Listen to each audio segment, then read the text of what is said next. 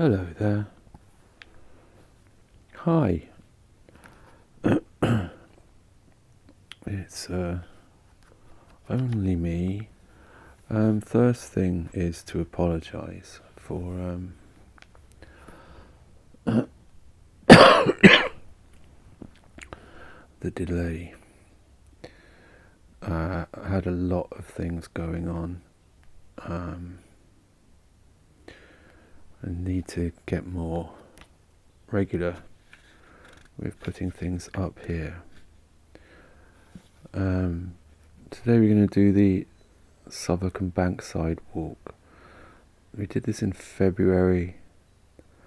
It was around my birthday. I'm not going to say exactly what date my birthday was on. It was around the middle of February. And I am over 40, so I would admit that as well. Although I don't feel over 40 in my mind. I feel about 14. So this was my birthday walk, and it was sparsely attended. In fact, apart from myself, baleful. There wasn't even a Beamish, and there were just two others, Mr. X and Mr. Y, I shall call them.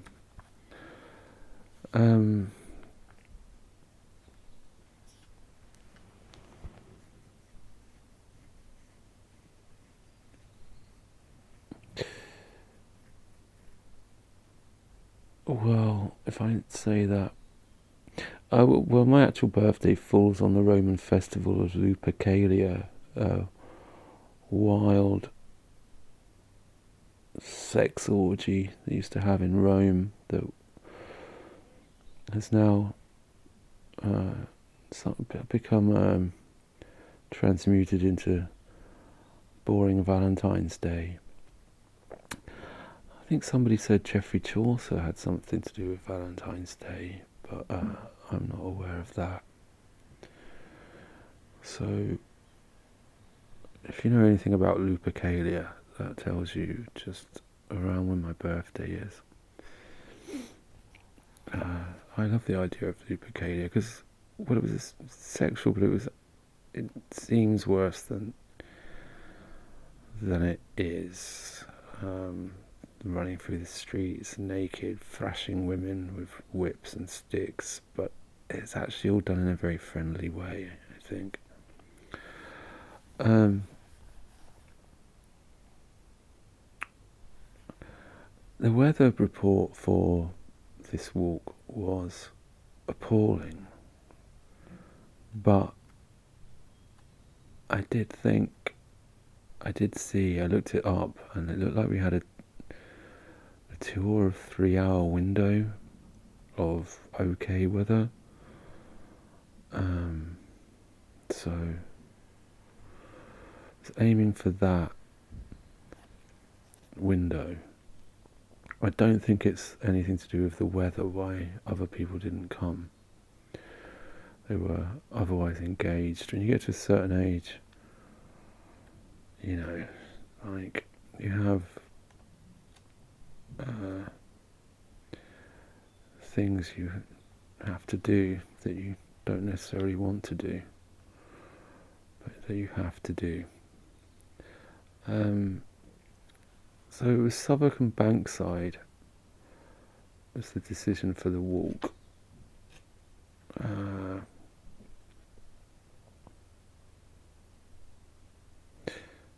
don't really know. It's because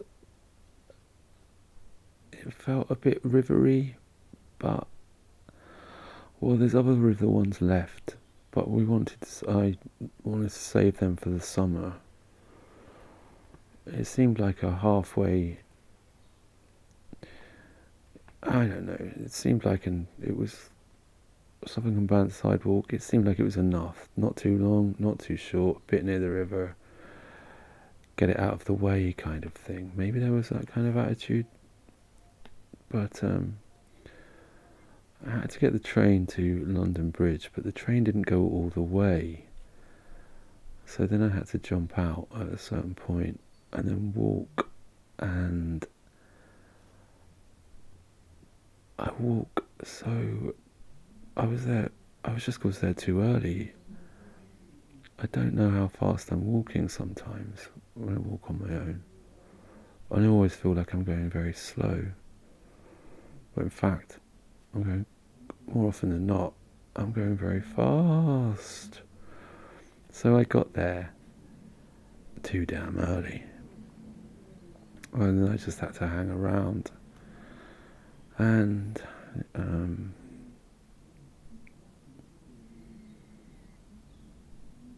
well, there's not much to say about the hanging around, apart from some Scottish people down asked me for directions somewhere, and I would not have known had I not just been reading the book, and the book described the actual place they wanted to go to. I'm still not sure that my directions were good enough, but I think they certainly must have got them heading in the right direction. Beyond that, not much to say. I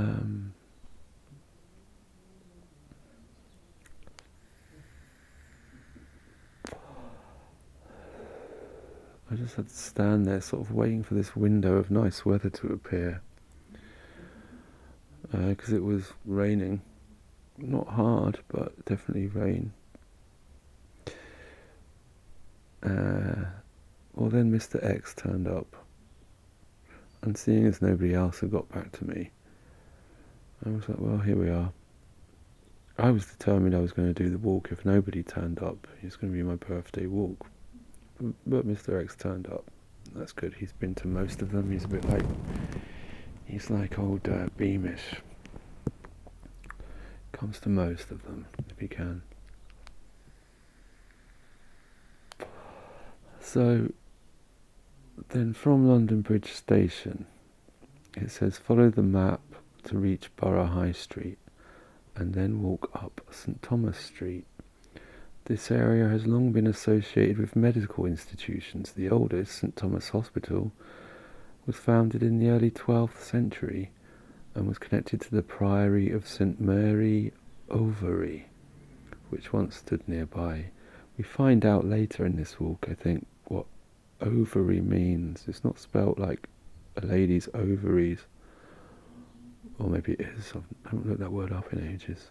It's spelled Overie, which once stood nearby.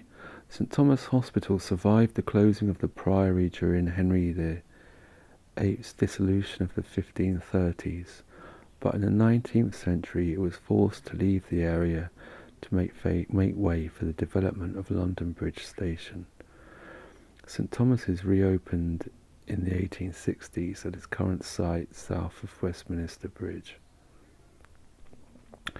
Guy's Hospital, the second major hospital associated with this area, was founded in 1721 and is still based here. It was named after Sir Thomas Guy, 1644 to 1724, a locally born printer and publisher who made a fortune investing in the South Sea Company before the bubble famously burst. Much of the South Sea Company's revenues came from slave trading, so this indirectly funded the creation of Guy's Hospital. The original purpose of Guy's was to accept patients that St Thomas's Hospital had already decided were incurable. On the left, as you head up St Thomas Street, you'll see St Thomas Church, which dates from 1703 and houses the fascinating old operating theatre and Herb Garrett Museum. The attic of the church was originally used as an apothecary for St Thomas's Hospital and housed medicinal herbs. In 1815, part of the roof was converted into an operating theatre where female patients of St Thomas's Hospital were operated upon without anaesthetic, under the gaze of a large audience of medical students. Horrific as this sounds, it was certainly an improvement on the previous arrangement under which operations were performed within the ward itself and in front of fellow patients. The theatre remained in use until 1862, when it was bricked up and forgotten about after St Thomas Hospital moved away from Southwark. The rooms were rediscovered in 1956 and carefully restored, the result being the country's only surviving 19th century operating theatre, and you can visit the museum 10:30 a.m. to 5 p.m. daily. I wonder if that's correct, that just female patients, and why that was. If I find out any information, I will insert it here. If I don't, I won't. Next, we went to number 8 St Thomas Street, just opposite the old operating theatre. Is a plaque recording that the poet John Keats, 1795 to 1821, lived at the site whilst a student at Guy's and St Thomas's Hospitals in 1815 to 16. Keats quickly abandoned his medical career to concentrate on his poetry, although not before contracting venereal disease from a local prostitute. Well, you know, at the age of 21 then, he could have done his medicals on his own venereal disease. I wonder which one it was. I mean, venereal disease, it's wide, there's a lot of them. On the right you see the large metal gates of Guy's Hospital, which you enter. On the right hand side of the courtyard is the small but elegant 18th century hospital chapel, which is worth a visit to see a 1779 statue depicting Sir Thomas Guy holding the hand of one of the incurables the hospital was originally designed to help. Otherwise, continue straight ahead through the courtyard, passing a statue of Sir Thomas Guy dating from 1734. This courtyard was full of COVID tents, so it's actually a bit difficult to feel any wonder about, you know. You come out on or see things he's talking about. You come out onto a path between two courtyards, where on the left-hand side is found a stone alcove known as the lunatic chair.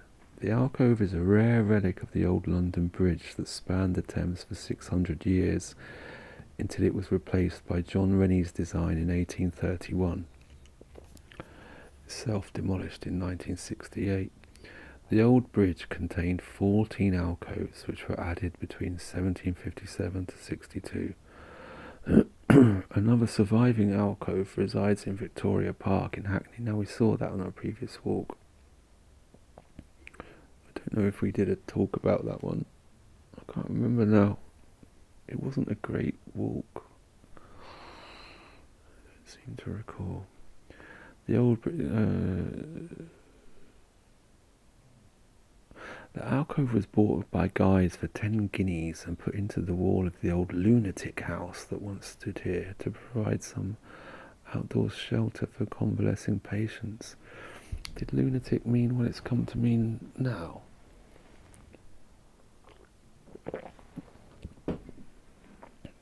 Continue along the path straight ahead, which takes you into the King's College campus, and head sharply right to follow the map into King's Head Yard, a small alleyway. Now, before we did that, suddenly on the phone, we've got Mr. Y. He's just, where are you? Where are you? I said to Mr. X, did you know Mr. Y was coming? And he said he wasn't sure.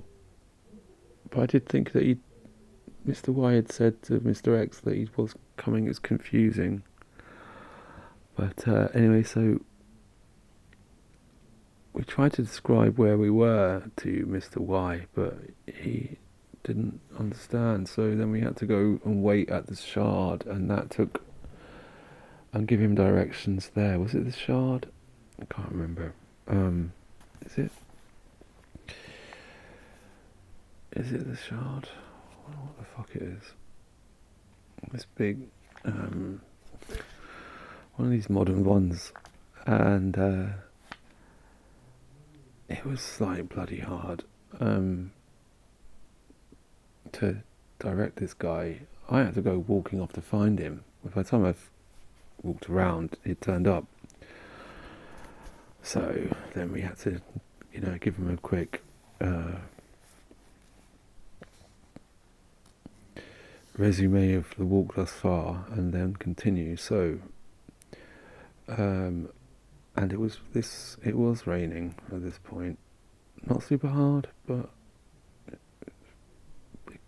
maybe it was becoming annoying. It was, yeah.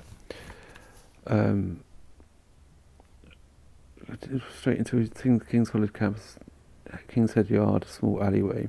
So this was difficult to navigate these tight little lanes. A plaque commemorates this as the site of the White Hart Inn, immortalised by Shakespeare in Henry VI, Part 2, and mentioned by Charles Dickens in the Pickwick Papers. In Shakespeare's play, as in the actual events of 1450, a rebel army led by Jack Cade, who, if you remember, organised his army up in Greenwich, on the hills in Greenwich, just like the old Vikings. Jack Cade threatens to conquer London. Cade based himself in the Yard as his army fought. Well, that was later then, as he got his army together. As his army fought for control of London Bridge and the heart of the city, but his forces were pushed back and began to melt away after the king offered a general amnesty. The amnesty did not benefit Cade as his position begins to collapse. In the play he laments, "Hath my sword therefore broke through London gates, that you should leave me at the White Hart in Southwark?" He was killed soon after. Legend has it that his body was officially identified by the landlady of the White Hart before it was dismembered, and Cade's head displayed on a spike on nearby London Bridge, covered in salt, perhaps. If you remember the last walk, we're learning things, aren't we? Covered in salt to protect it from the birds. The White Hart was also the scene of the meeting between Mr. Pickwick and Sam Weller in Dickens's The Pickwick Papers. Sadly, the inn was demolished in 1889. In the yard, you can also see one of the 19th century entrances to W.H. and H.L. Mayhop factors, a legacy of the brewing and hop trading industries that were important to Suffolk for many centuries. Follow the map out onto Borough High Street and turn left, looking out on the east side for the distinctive ornate frontage of the old W&H.L. May building overlooking the road. Walk down Borough High Street, where on the left-hand side you shortly come across another yard containing the George Inn public house, the only surviving original galleried coaching inn in London. That means you have kind of balconies. I don't know if you can get to them though. I suppose people did in the old days. Well, obviously they slept up there, but yeah. The yards of Borough High Street were once full of such coaching inns where travellers would stay the night before setting off at dawn on trips south of London and to the continent. Until the advent of the railways in the 19th century, coaching inns like this were common throughout the country, often spaced 10 miles apart, so the horses pulling the mail and stage coaches could be regularly changed. The George dates from 1677, replacing an earlier inn that was destroyed by fire. There has almost certainly been an inn on the site since medieval times. During Shakespeare's era, plays were staged in the courtyard, originally galleried on all sides. Charles Dickens mentions the George in Little Dorrit, and a copy of the author's original life insurance policy is kept on a wall beside the main bar. It's a good place for a break if you want some lunch before continuing on the walk. We didn't want to, no, come on. We continued on.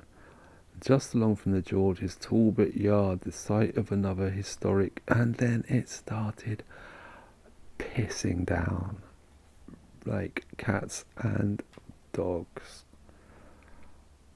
In my book would have been soaked to bits, paper tearing and everything if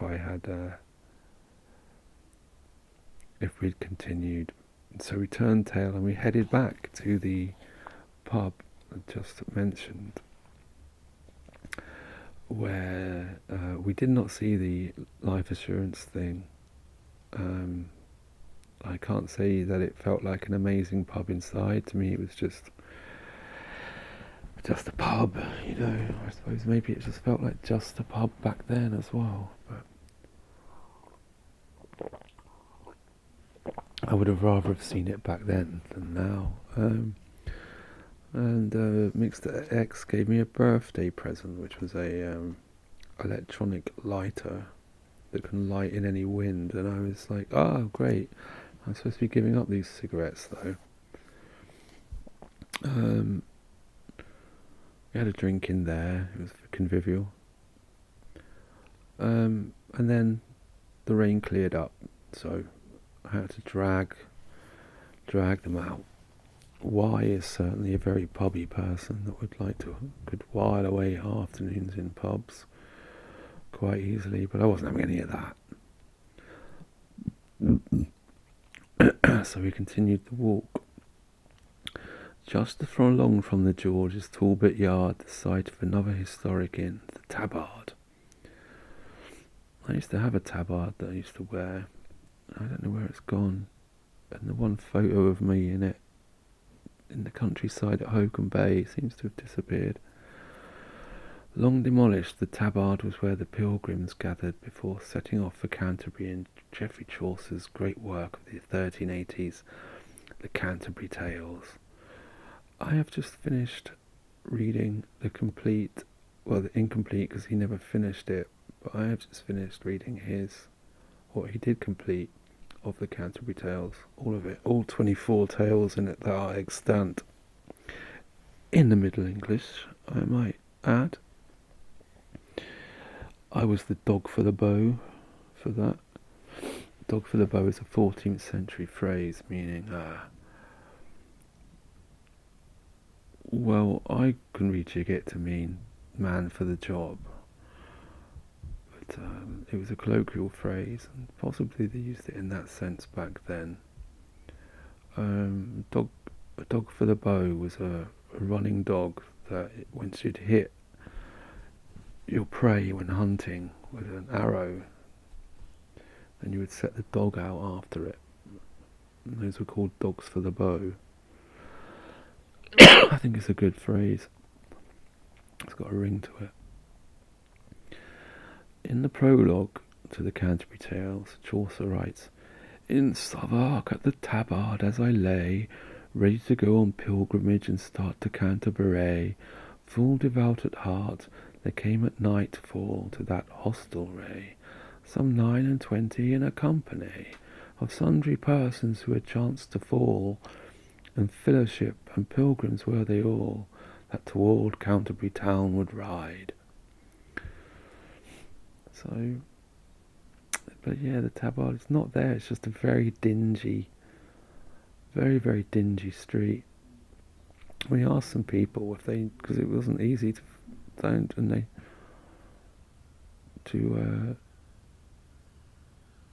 find the people. People that work there, security guards. Don't know what you're on about. You know what I mean? It's like, so you just have no interest in the area in which you work, just, brain dead. Continue along Borough High Street and look on the left for number 103, where a plaque recalls that this was once the site of the Queen's Head Tavern, also where one of Southwark's most influential inhabitants was born. John Harvard, 1607 to 1638, was one of 9 children born in Southwark to the Harvard family, headed by his father Robert, who was a local butcher, publican, and official. John was baptised in St Saviour's Church, now Southwark Cathedral, educated at the church's grammar school and later at Cambridge. Sadly, he had a fairly tragic life. His father and a number of siblings died in an outbreak of the plague, and shortly after, John escaped England to settle in Massachusetts, where he died of tuberculosis, aged only 30. John Harvard left a bequest in his will of around £750 and 400 books to a local college, derived partly from the proceeds of the sale of the Queen's Head Tavern. The college was renamed in his honour and developed into the prestigious Harvard University, the oldest institution of its kind in the United States. The bequest was evidently well managed, as today the university controls a fund of around $35 billion. Continue south, passing Newcomen Street and Mermaid Court, the location for 4 Southwark prisons between the 18th and 19th centuries. Shortly you will see the grand spire of St George the Martyr. Just before reaching the church on the left is a small public garden, where on the far side are the remains of the high wall of another Southwark prison, the now demolished Marshalsea. The prison is notable as it was where Charles Dickens' father John, the inspiration for Micawber in Great Expectations, was imprisoned in 1824 for failing to pay a debt of £10. The Dickens family had been very respectable, but the whole family, except 12-year-old Charles and his sister Fanny, moved into the Marshalsea alongside John Dickens. The shock to the sensitive Charles was immense, and in later life he recalled that, "Even now, famous and caressed and happy, I often forget in my dreams that I have a dear wife and children, and wander desolately to that time in my life." The wall was pretty desolate looking. It didn't have much to... You wouldn't have known it from any other wall, to be honest. Many of Dickens's works were directly influenced by the experience, particularly Little Dorrit, in which the heroine is born inside Marshalsea, where she lives with her father.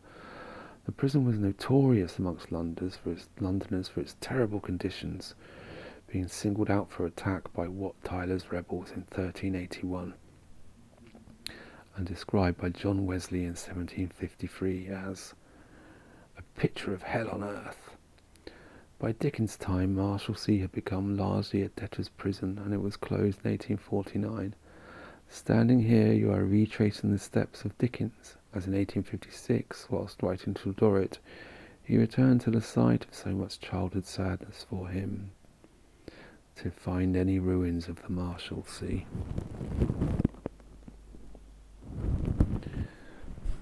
I just want to put my snood on, my lucky snood.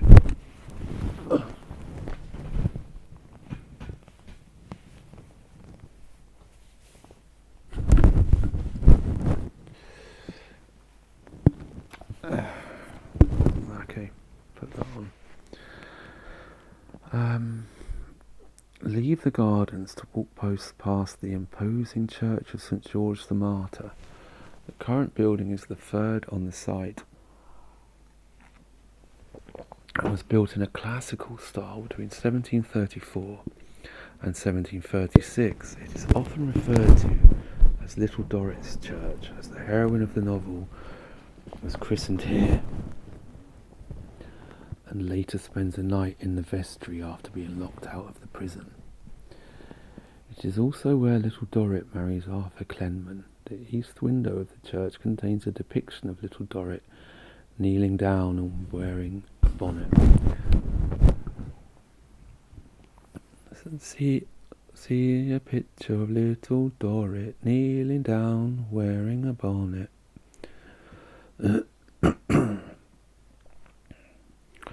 Opposite the church, follow the map along Marshalsea Road, where on the right is a plaque recalling that this was once the site of Suffolk Place, the London home of the Dukes of Suffolk during the 15th and 16th centuries.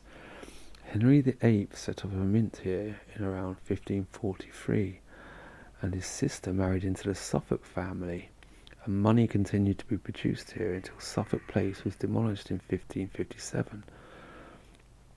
As a result, the surrounding area became known as the Mint and was notorious in Georgian and Victorian London as a dangerous slum or rookery. As the Mint lay within one of the areas of London known as a liberty, a manor outside the jurisdiction of the city authorities and often untouched by the forces of law and order, it became a sanctuary for thieves and debtors. How does that happen then, that you have these places called liberties then? Thieves and debtors, the latter would often flee into the Mint where they could not be arrested, though this special status was finally removed by statute in 1723. In 1824, the 12-year-old Charles Dickens stayed in lodgings in nearby Lant Street, just south of Marshalsea Road, whilst his family lived inside Marshalsea Prison, and the author would have been familiar with the awful conditions of the area that were later described in the 1890s by a researcher for social reformer Charles Booth as a set of courts and small streets which for number, viciousness, poverty and crowding is unrivalled in anything I have hitherto seen in London. Head up Red Cross Way, where on the left, is a row of pretty cottages beside a communal garden that look out of place in inner city London. That was quite a long walk, and we didn't find this.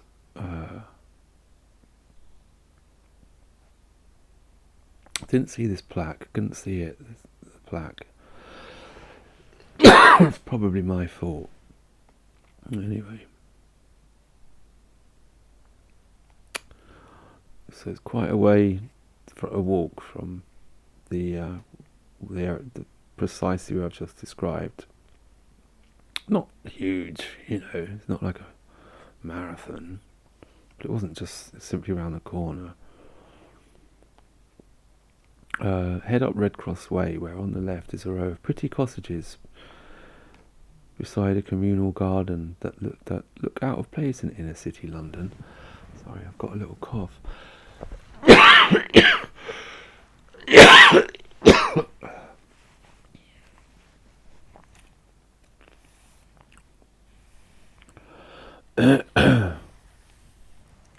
Hold on.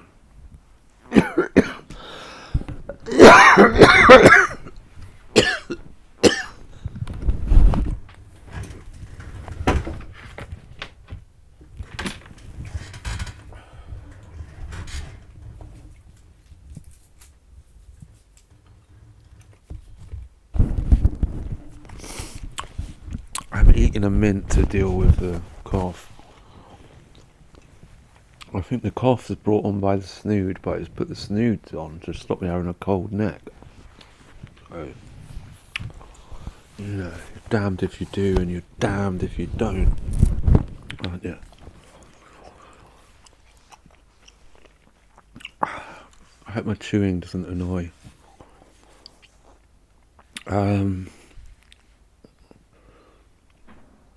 I said this line enough times now. Head up Red Cross Way, where on the left is a row of pretty cottages beside a communal garden that look out of place in inner city London. The Red Cross cottages and garden were founded by Victorian reformer and social housing pioneer Octavia Hill, 1838 to 1912, who was determined to help London's poor by giving them decent and affordable housing. The land was developed in the 1880s, and tenants seeking an escape from the surrounding slums had to be careful in their behaviour, as swearing or drinking could lead to eviction. Hill later went on to help found both the Army Cadet Force and the National Trust. This was a lovely little area. In the summer it could be very, very nice. Very, very nice indeed, I think. Just for a sit down. You know, a little sit down. It did seem out of place. It did seem out of place, you know.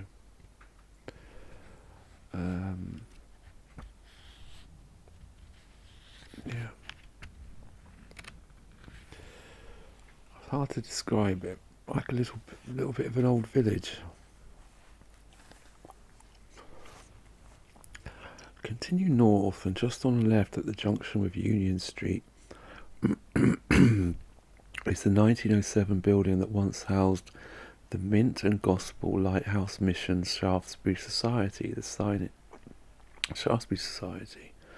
The signage is still visible. The Shaftesbury Society's first president was the 7th Earl of Shaftesbury, 1801 to 1885, the great Victorian philanthropist and social reformer. It had its roots in the Ragged School Union, which offered basic education facilities in many of London's 19th century slums.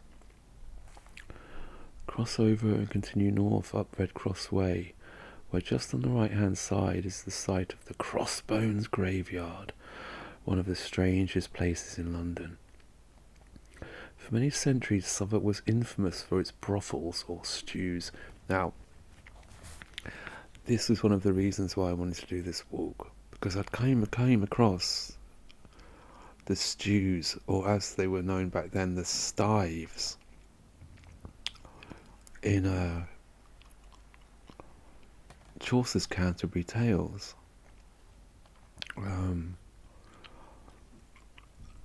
I will find the quote and I will insert it here.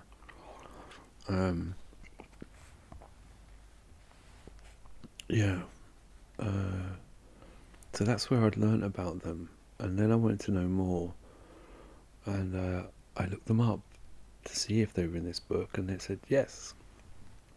So that's one of the reasons why I wanted to do this walk.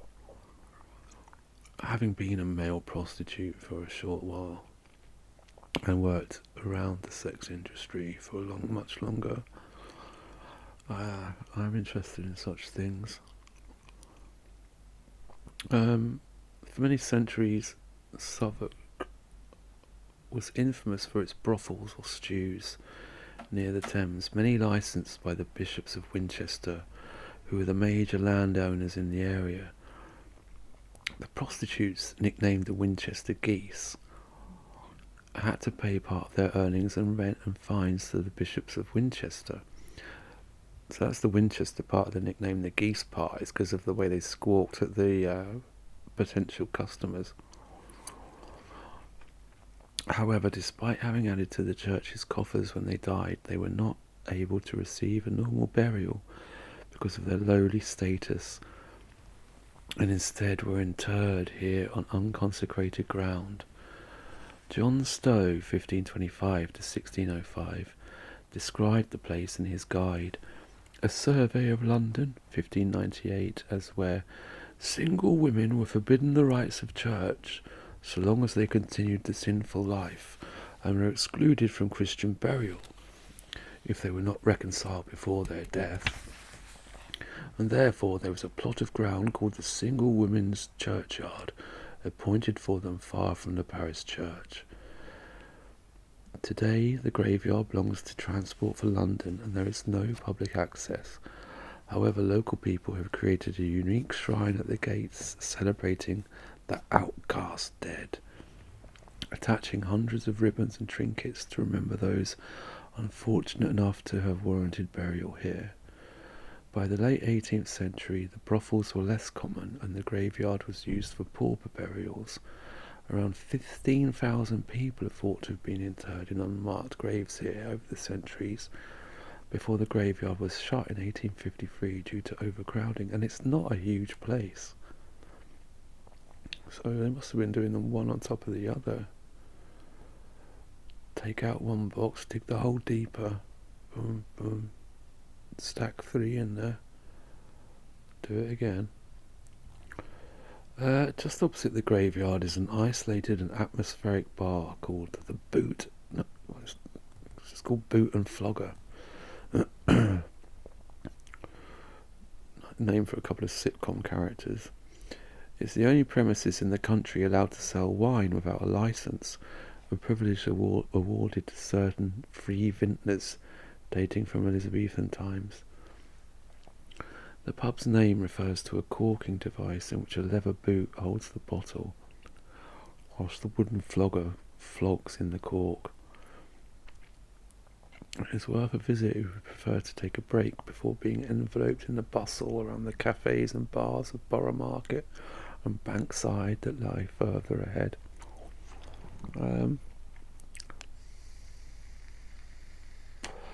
This guy's always trying to get people to take breaks. You know, I prefer not to take breaks. If you take a break, it's very hard to get back up sometimes.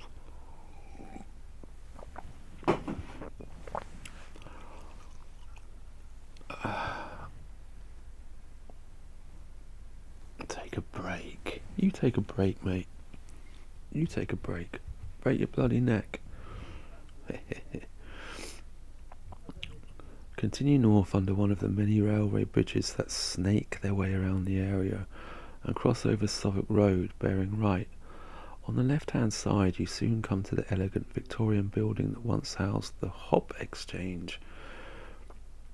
Southwark had close connections with the brewing industry from the 17th century until the early 20th century, and the exchange was opened in 1867.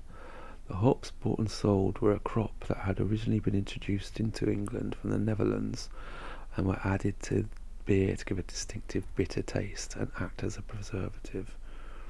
There was a horrible bit of neon modern art here as well, which Mr. X kept going on about, but it meant nothing to me. Similar to Vienna, which means nothing to me, although I've never been, which might be why. Working class Cockney families would often travel en masse down to Kent to get seasonal work in the hop fields, and when transported to London the hops were stored in the many warehouses that were once dotted around Southwark. Did that not leave their houses open to being burglarized? I suppose they'd leave a couple of people to look after the house or something. And when transported to London, the hops were stored in the many warehouses that were once dotted around Southwark. Today the exchange has been converted into private offices, but during normal business hours you can look around the huge atrium where the hop traders once worked. We didn't. It was too late by now, I think. The excellent natural light is a deliberate feature of the Victorian design, allowing the traders to examine the quality of the hops being marketed. It does look nice, but it's on a curve. It's going around in a curve around the road. Head back slightly up on yourself and continue north up Red Cross Way, and then head right into Park Street, noting the old Courage sign on the wall of a building on the left-hand side. One of the few remaining physical... Oh, I just have to talk to somebody now. Hold on. Few remaining physical reminders of the breweries that were once based here.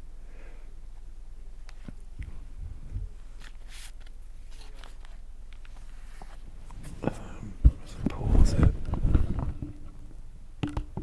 Well, I'll continue until... Oh, sorry, I have to go. Sorry about that. I was just doing some art business.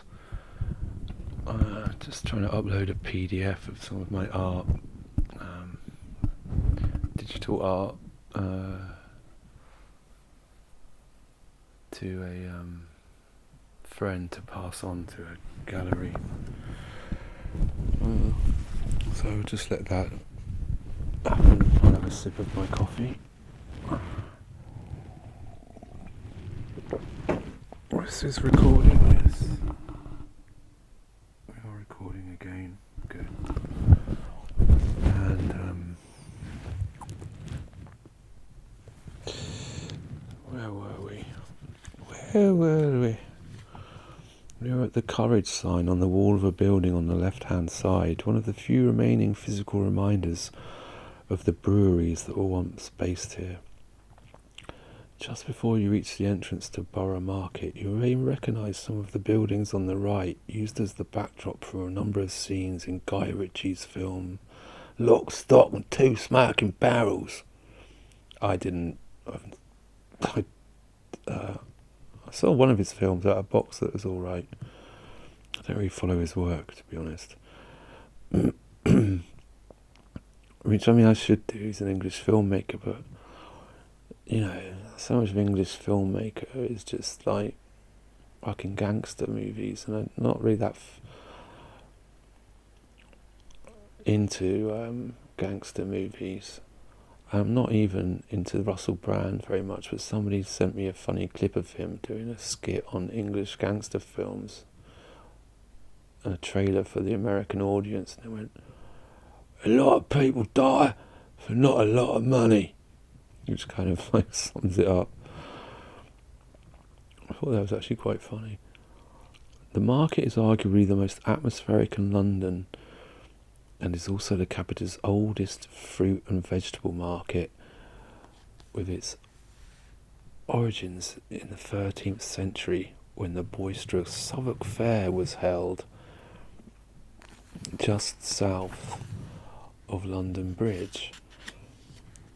The current market buildings date from the mid-19th century, and despite a controversial recent redevelopment, there are still plenty of cafes and food stalls in the area for a refreshment break.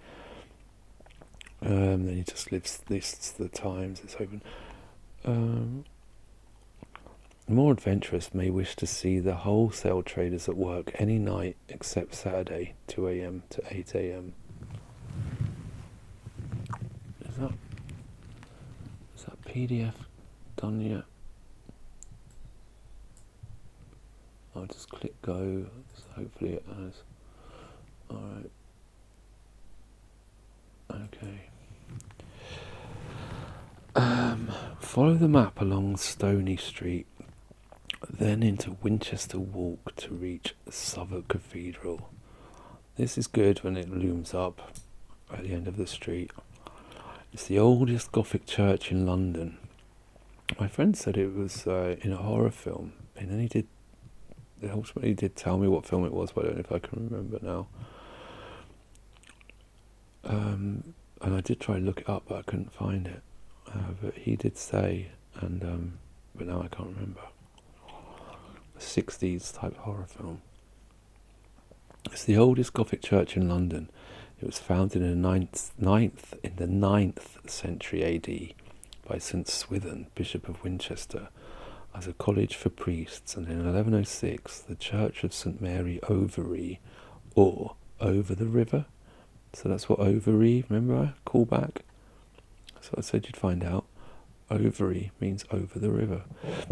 Church of St. Mary over the river was built on the site as part of the Priory of St. Mary over the river.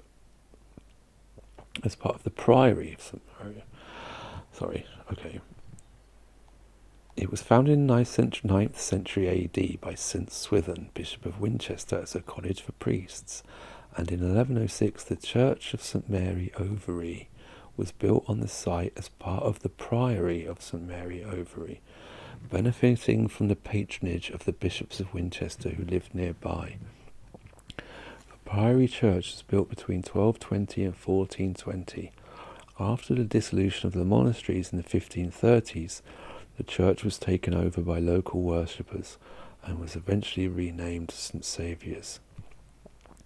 In the 16th century, Southwark and Bankside, being outside the jurisdiction of the city authorities, became the location of choice for those setting up entertainments that were banned within the city itself. This included a number of Elizabethan theatres such as the famous Globe,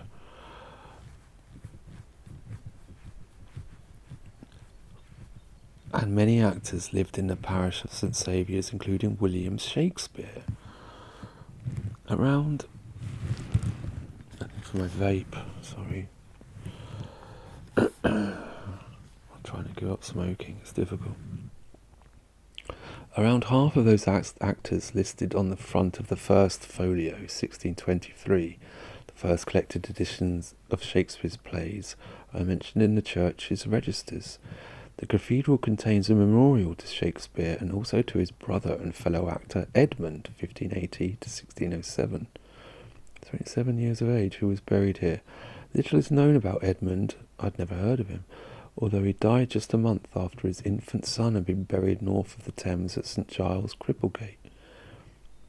It's thought that William arranged Edmund's burial at St Saviour's, the church records showing that a premium price was paid for a morning service, that means early morning, presumably to allow the actors attending the service to be available to perform later that afternoon, and he paid for the ringing of the great church bell.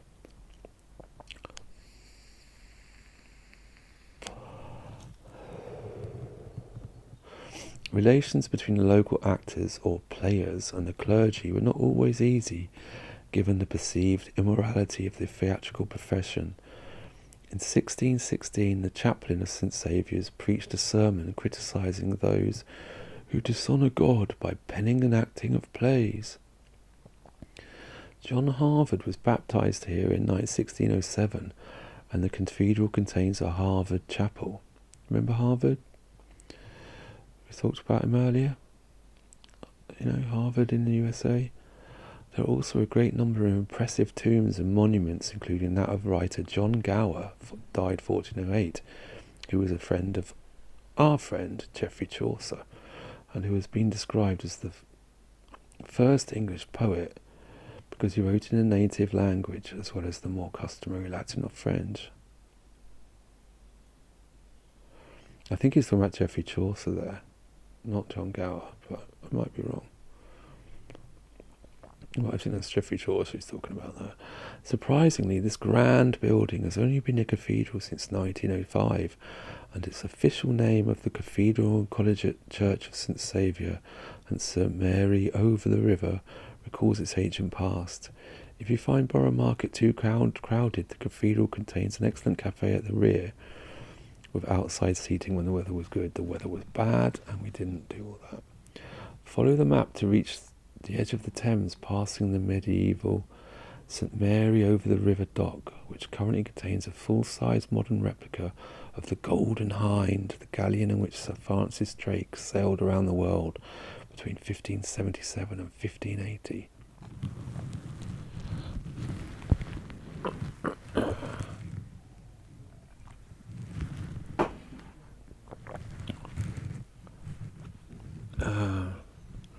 Walk down Pickford's Wharf, which turns... Walk down Pickford's... so I've just been distracted by something.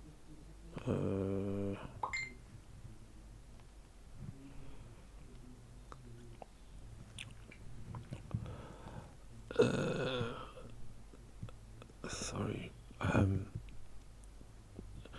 Walk down Pickford's Wharf, which turns... Sometimes I used to be told to walk the dog, and I would just go around the corner and stand there for an hour because I resented being told to walk the dog. And maybe Sir Francis Drake did that when he was told to sail around the world. Just sailed around the corner and hung out there for 3 years and then came back. I doubt it though. Sailing around the world's a bit more exciting than taking a dog down for a walk like you do every day. Walk down Pickford's Wharf, which turns into Klink Street, named after the Liberty of the Klink, a medieval manor outside the jurisdiction of the city authorities. And on the left you can see the remains of Winchester Place. The Bishop of Winchester lived in the palace. Left you can see the remains of Winchester Palace.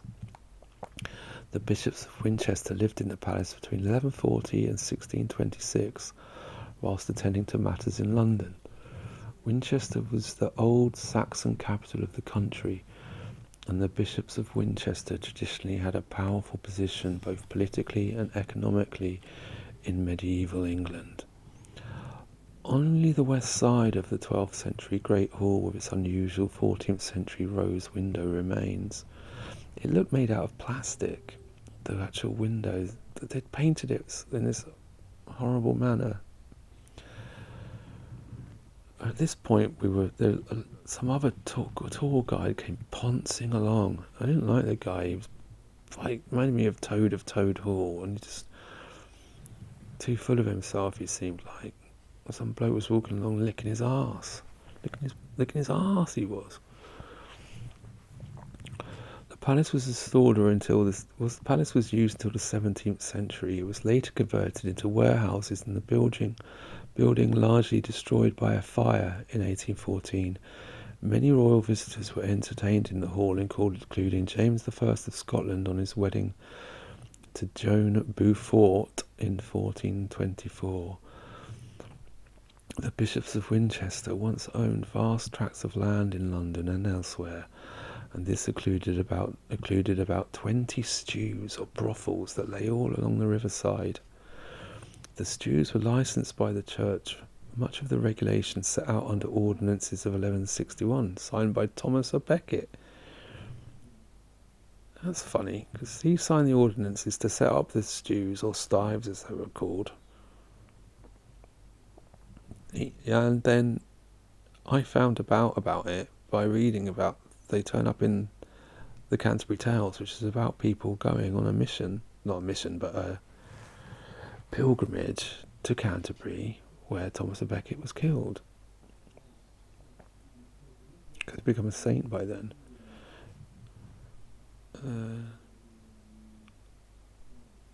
Yeah.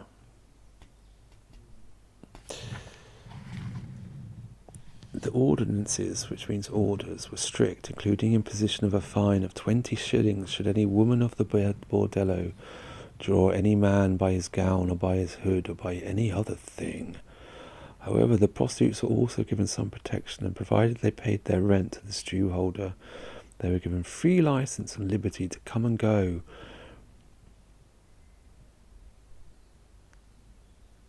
without any interruption. These church-owned and regulated brothels operated for about 500 years until the Puritans put an end to many of them, along with the local theatres and animal baiting pits in the mid-17th century. Beside the remains of the palace, you pass the Klink Museum, situated in the old Klink Prison, whose notoriety gave birth to the well-known phrase about being in the Klink. The prison was founded in the 12th century and was connected by underground tunnels to Winchester Palace. More of the underground London. Why would the prison be connected? I suppose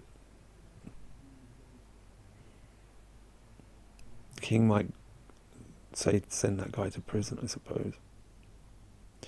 Originally designed to hold troublesome priests, the Klink became troublesome priests. You're a troublesome priest. Trouble of what kind? The Klink became a useful place to imprison troublemakers from the nearby theatres, inns and brothels. Whilst conditions were brutal, the relationship between jailer and prisoner was a complicated one, and local prostitutes held in the Klink might be allowed to ply their trade from within the prison in return for paying an appropriate bribe. During the reign of Elizabeth I, our greatest queen, the Pirate Queen, many Puritans were harshly treated under suspicion of plotting to overthrow the Queen. Some were thrown into the Klink, their own Klink. Not their own, sorry, I was getting confused. Often being starved to death. However, some survived and later travelled on the Mayflower to America in 1620. The Klink was burned down in the anti-Catholic Gordon riots of 1780 and never reopened. The museum is open, blah blah blah, you can look that up. It's fairly honest in its depiction of conditions inside the Klink, so young children may find it a little frightening. At the end of Klink Street, you can see the Thames on your right. On the corner is the Anchor Public House, which dates from the 18th century and contains cubbyholes originally used by those hiding from the threat of imprisonment in the Klink. Both the Anchor and its 15th century predecessor on the site, the Castle and Hoop Inn, were once used as brothels. The The castle and hoop would have certainly been known to Shakespeare, while Samuel Pepys, remember Dirty Pepys, visited the Anchor on the 2nd of September 1666 to watch the Great Fire. Just to watch the Great Fire? Get a blowjob while watching the Great Fire. I shouldn't have said that. When we could endure no more upon the water, we to a little alehouse on the Bankside, and there stayed till it was dark almost, and saw the fire grow. It made me weep to see it, the churches, houses, and all on fire and flaming at once, and a horrid noise the flames made, and the cracking of houses at their ruin. Head away from Thames down Park Street, and it was this point that my phone rang, and it was a friend who had just finished work, saying to hang out, and thus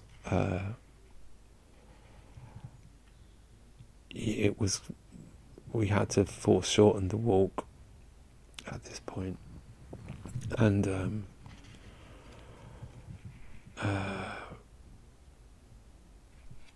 run to see my friend, who was just didn't want to have him hanging around too long, so we had to run back to where we were meeting him. This is near where he worked, but yeah.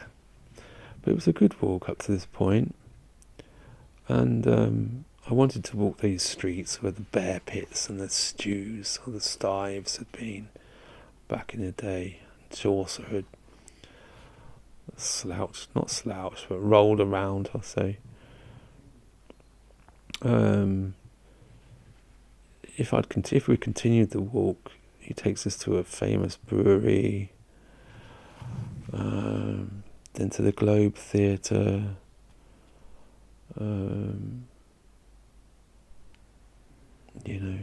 everybody knows about that. Another theatre, the Rose, which isn't there anymore.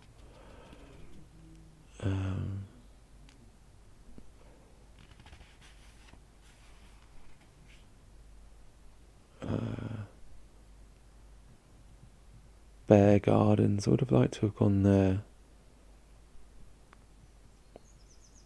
A plaque about another theatre, the Hope, was built on the site of a bear garden, the bear baiting venue.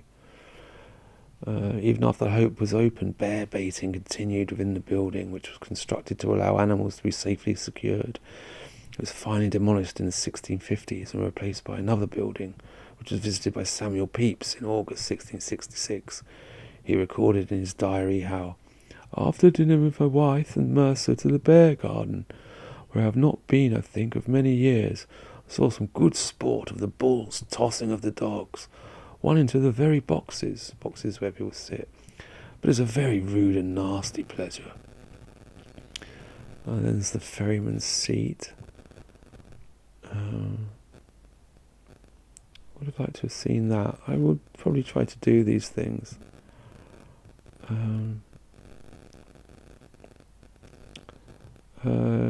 Shakespeare's Globe Theatre.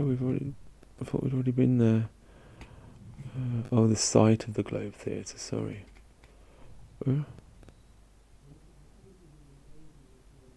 Yeah. Okay. The reconstructed Globe Theatre.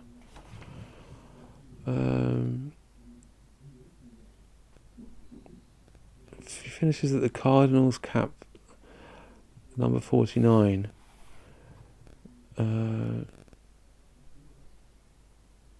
Cardinal's Cap Inn. Number 49 was built in around 1710. Stands on the site of the Cardinal's Cap Inn. The inn was popular with Elizabethan ferrymen. Imagine ferrymen ferrying you back and forth across the Thames. I should bring that back. Well, you can't now. Well, ferrying you over and back and forth. The inn was popular with Elizabethan ferrymen and once housed a brothel. The narrow Cardinal Cap Alley runs alongside and would have been known by Shakespeare. I'd like to go down that little alley.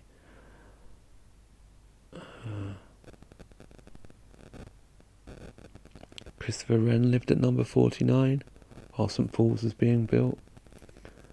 In 1502, Catherine of Aragon, later married to Henry VIII, took shelter here on her first landing in London. Sadly, both connections are thought today to be untrue. So that was the end of the walk. It was a good one. Short and sweet. Shorter than it should have been.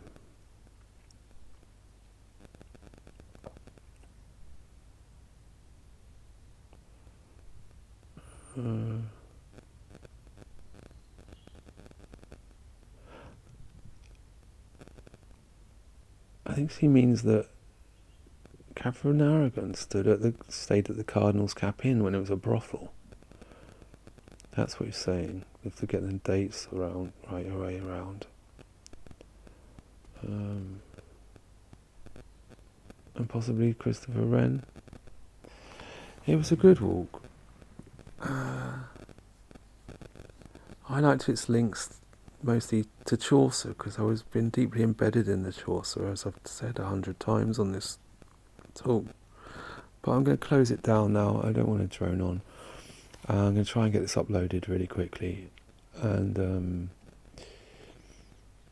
hopefully get the other walk that we did for my friend's birthday, Mr. X. Hopefully get that up shortly as well. So thanks for listening. And drop in next time.